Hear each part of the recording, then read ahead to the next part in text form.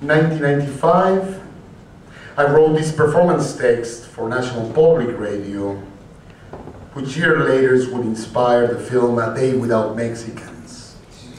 I haven't performed it in 12 years, but I reread it last week and it seemed more pertinent than ever. What if H.G. Wells had been Chicano? Imagine one of the possible immediate futures in a typical US city. That is to say, a city full of immigrants, people of color, and people who speak other languages like Spanish. You perceive yourself as an angry white male, but no one knows about it. Not even your beautiful Hispanic wife or your interracial kids. Close your eyes and just imagine. You wake up one day and go to work. You need to stop for gas, but the gas station is closed. You don't know that all the attendants went back to their homeland the day before. You drive around looking for an open gas station until you run out of gas. You call a cab, but there are no cabs because the drivers, mainly Latino, quit the day before. Somehow, you make it to the office to find your colleagues watching TV in total disbelief. The president is pleading for all unemployed Anglos and African Americans to show up immediately to the closest emergency labor recruitment center. The country is paralyzed, total brownout. The disappeared Latino labor force must be replaced overnight. At lunchtime, you discover that most restaurants are closed.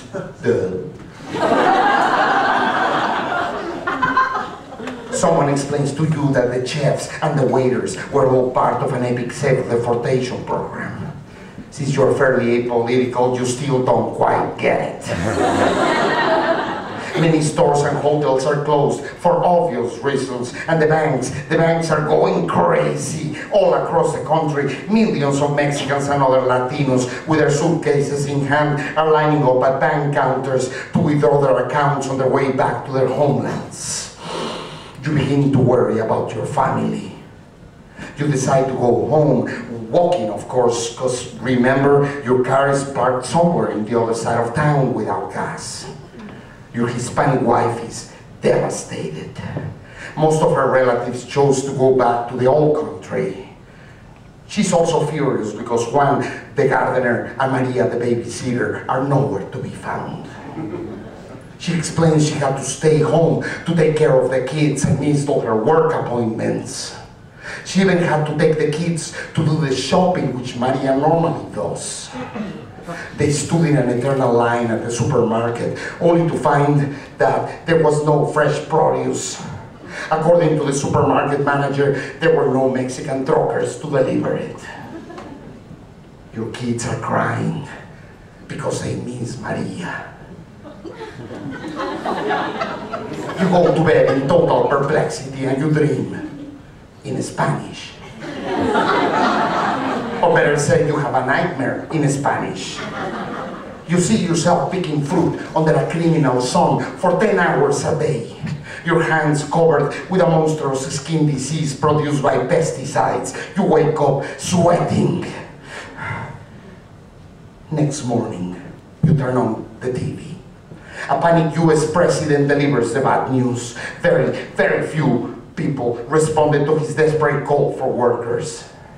The unemployed citizens were clearly not inspired by the idea of working for minimum wage and no benefits.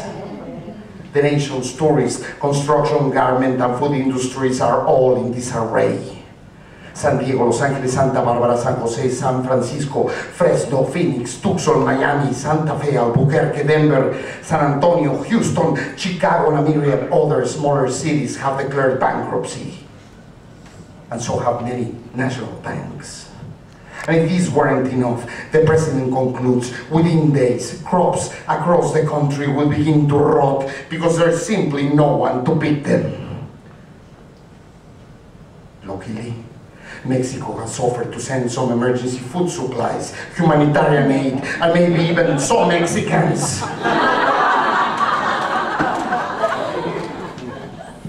A desperate US president proceeds to beg the remaining aliens to stay. Queridos amigos, queremos que ustedes recapaciten y no abandonen sus trabajos, mans. Les subiremos el salario, les daremos muchos beneficios y su tarjeta verde instantánea, por favor.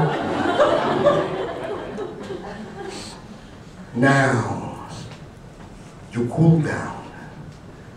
It's been a heartache, you know? You sip your delicious coffee from Chiapas, and you put your Buena Vista Social Club CD.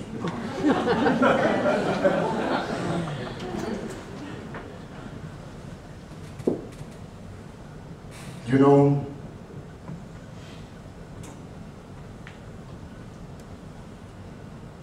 I have been having these very intense debates with nativists in Arizona.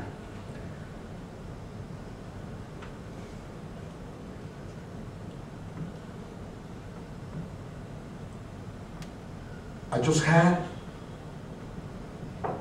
this conversation with this rancher in a radio station, and he asked me to provide him with a strong reason why the US should not entirely close its borders with Mexico. And my answer was as follows. You know, to me the problem is not immigration, it is immigration hysteria. Immigration is a byproduct of globalization, and as such, it is irreversible. 1/3 of mankind now lives outside our homeland and away from our original cultural language. His face was blank. The existing nation states are dysfunctional and outdated, and the legal structures that contain them do not respond to the new complexities of the times. His response to my answer was, oh, I don't understand the word what you're saying. Fact is that illegally, here illegally. You know how many illegal aliens are here in the US? And I answered him in the same Chicano cool monotone I use when I am getting pissed. Well, it all depends who you ask. An Anglo-sociologist will tell you 11 million. A Chicano activist will answer none. But if you ask a Native American elder, he might say 350 million. And technically, he's right. He didn't understand my argument. He repeated his statement in much louder volume. Fact is that the aliens are here illegally. Illegally. To me, immigration is not a legal issue, but a humanistic and ethical one. No human being is illegal, period. All human beings, with or without documents, belong to humankind, our kind, and if they require our help, we are obliged to provide it. It's called being human, a concept you may find quite alien, foreign in itself. In this context, nationality becomes secondary. Their pain is ours, and so is their fate. What do you mean by that? He asked contentiously. Well, just as I became an immigrant one day, you yourself might become one in the future. We're all potential immigrants, carnal. He looked at me with disgust, and after a long pause, he said, don't give me this carnal shit. You people are determined to destroy our democracy just because we gave you the freedom to do it. What have we done to you? At that point, I realized there was not much space for intellectual negotiation with him. His arguments were strictly emotional. He was fighting for his life, his inner country, his sense of belonging to an imaginary world, a pre-contact white America that never was.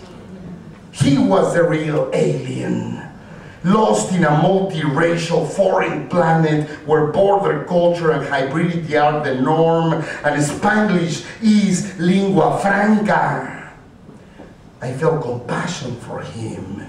I tried once more to engage him in a serious dialogue.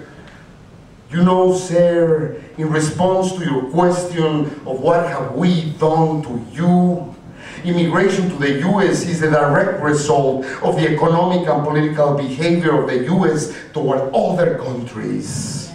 We are here precisely because you were there. Most immigrants, including myself, are unconsciously searching for the source of our despair. And I think I found it. Just now, located in your historical amnesia, it's a pleasure to meet you. I stood up and offered him my right hand. He rejected it. He was visibly afraid of my accent, my brown skin, my eyeliner. In his eyes, I was a crypto-mammal, a gigantic rabbit chihuahua morphing in and out of Godzilla with a mariachi hat. He left the radio studio even more convinced that we were the source of all the social and economic ills of his USA, a country I have never been to. Is there a way out of this historical stalemate? Thank you.